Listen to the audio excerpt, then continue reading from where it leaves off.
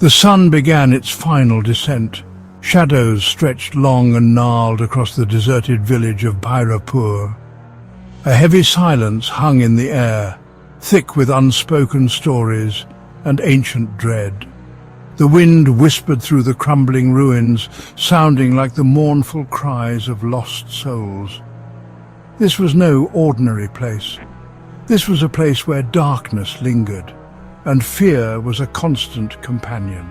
Armed with my trusty camera and a backpack full of equipment, I'm determined to uncover the truth behind the haunting legends of Bhairavpur. I've heard whispers of strange symbols, unexplained noises, and shadowy figures that haunt the night. Tonight, I will face the unknown. I took a deep breath and stepped into the village.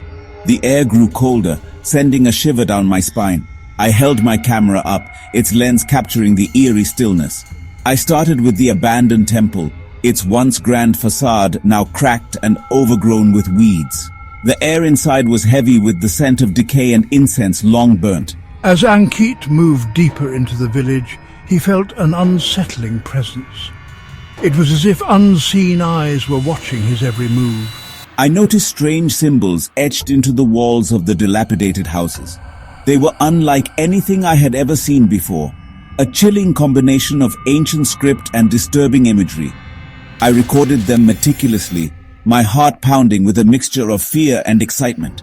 These symbols, I knew, held the key to unlocking the village's dark secrets. Softly at first, like the rustling of leaves, then growing louder, more insistent, seeming to emanate from the very walls themselves.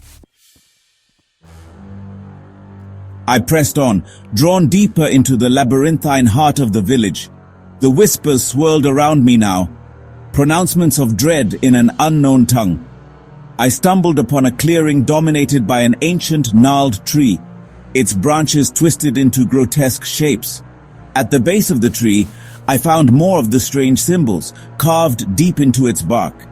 They seemed to writhe and pulsate in the fading light. Suddenly, a blood-curdling scream pierced the silence.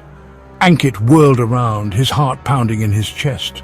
He scanned the shadows, his camera light cutting through the gloom. There was nothing. But then I heard it again, a heavy thud followed by a low guttural growl. Terror gripped me, but I pushed forward, my curiosity outweighing my fear. I had to find the source of that sound.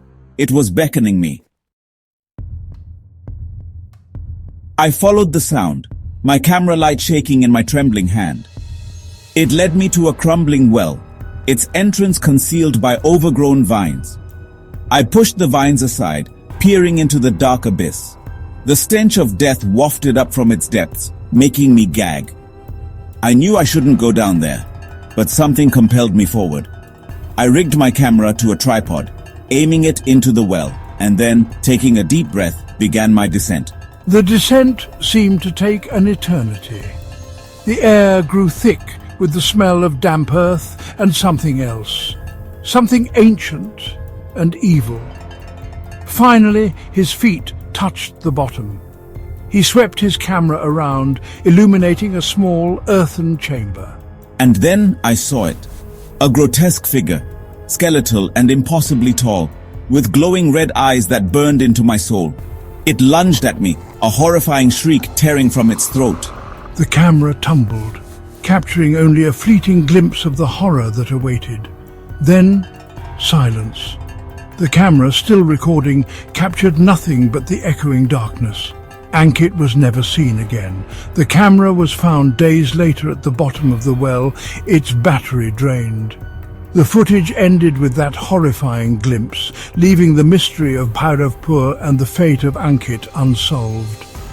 The village stood silent, its secrets intact, a chilling reminder that some curses never truly die.